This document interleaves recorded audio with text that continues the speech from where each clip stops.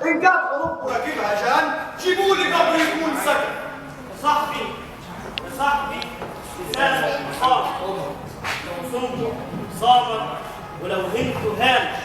باختصار كلمتك تقدر تحدد جوه قلب الناس مكان.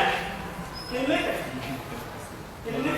ممكن تخلي الناس تسيبك، وكلمتك ممكن تخلي الناس تحفظ أعمارهم عشانك.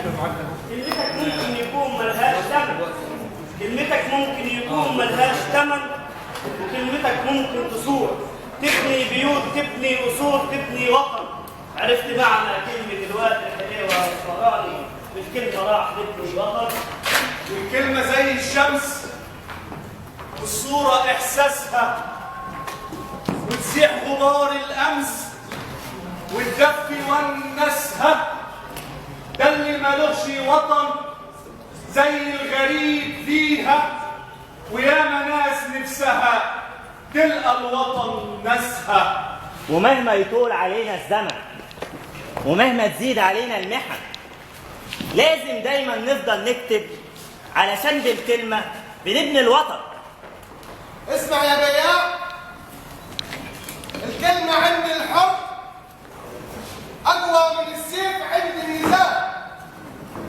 كلمتنا دايما ده ولا تعرف يوم جدال. صابرين وراضيين بحظنا وبننحت في صخر الحياة. يا نموت بكرامتنا يا نعرف نموت كيف الرجال، يا نعرف نموت كيف الرجال. بالكلمة نبني وطن، بالكلمة نبني وطن، بالكلمة نبني وطن. من اول مره ينورنا هنا النهارده. طول الشارع ما عندناش عبد الرحمن الرفاعي، ما عندناش سيد عربي، ما عندناش صبحي مشاي، ما عندناش عبد الرحيم، ما عندناش مدواني، ما عندناش